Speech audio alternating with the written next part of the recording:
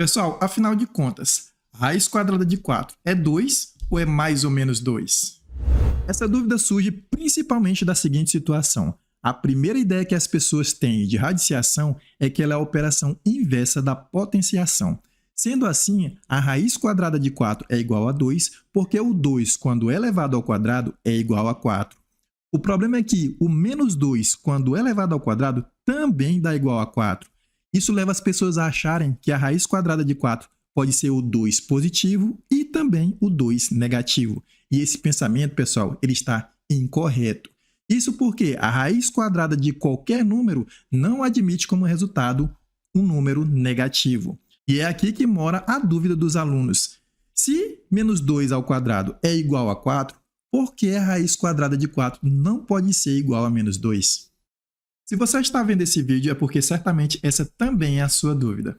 Pois bem, pesquisando sobre isso, nós encontramos várias explicações. Alguns vão defender que o motivo disso está ligado a um fator histórico. Isso porque a radiciação nasceu da geometria e aquele símbolo radical ele faz referência a um lado de um quadrado. Como o lado de um quadrado não pode ser negativo, o resultado da raiz também não pode.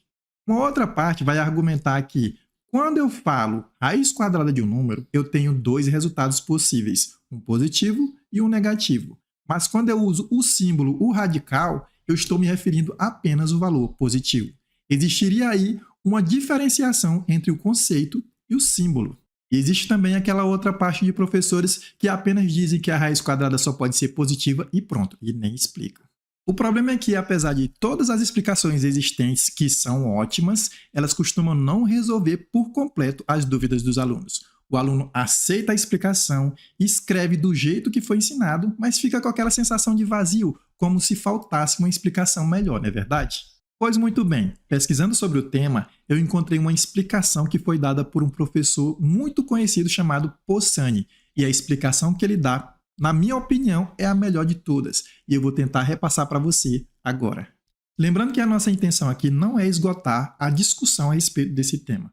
A proposta do nosso canal é ajudar pessoas a passarem em provas como concursos, vestibulares e também na prova do Enem. Por isso a gente busca aquelas explicações que são mais objetivas possível. É por isso que eu considero a explicação do professor Possani a melhor de todas. A verdade é que para entender por que a raiz quadrada não admite como resultado um número negativo, você precisa se perguntar qual é o objetivo do estudo da radiciação. Qual é a utilidade da radiciação no estudo da matemática? Pensando assim, você vai perceber que a radiciação ela tem utilidade em várias áreas da matemática. Entre elas, nós podemos citar geometria e trigonometria. Lá na trigonometria, por exemplo, você vai se deparar frequentemente com expressões parecidas com essa. E perceba que se fosse admitido um resultado negativo para uma raiz, expressões como essas não teriam um único resultado, teriam vários resultados possíveis.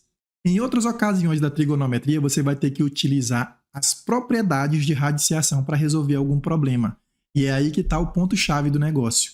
As propriedades de radiciação elas só são válidas para valores positivos. Se eu admitisse que um valor negativo pudesse ser resultado de uma raiz, as propriedades de radiciação não seriam válidas. E aí a radiciação perderia a sua utilidade no estudo da trigonometria. E é claro que eu cito a trigonometria como exemplo, mas o mesmo efeito se daria em todas as outras áreas que utilizam da radiciação. Quer um exemplo prático? Olha só. Aqui nós temos a raiz quadrada de menos 3 elevado ao quadrado. Se eu pegar esse menos 3 e elevar ao quadrado, o resultado é 9. E aí eu vou ter a raiz quadrada de 9.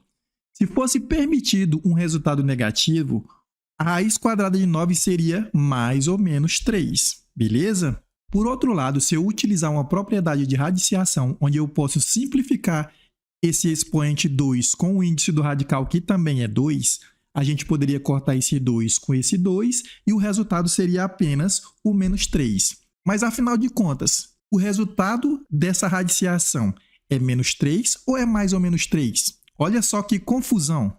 É por isso que a resolução correta para esse caso seria: a gente poderia simplificar esse 2 com o índice do radical, que também é 2, e o resultado não seria apenas o menos 3, seria, na verdade, o módulo de menos 3. E o módulo de menos 3, pessoal, é o 3 positivo. Essa é a resolução correta para esse radical.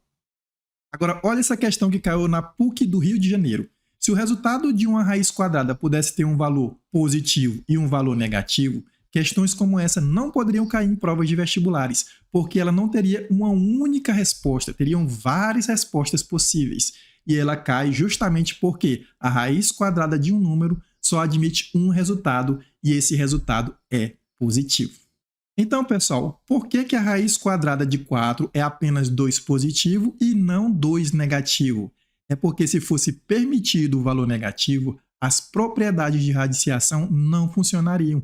E aí a radiciação deixaria de ter a utilidade que ela tem dentro das várias áreas onde ela é aplicada. Beleza? Espero ter te ajudado a esclarecer essa dúvida. Se você gostou desse vídeo, deixe o seu like e deixe seus comentários. Um grande abraço e até o próximo vídeo.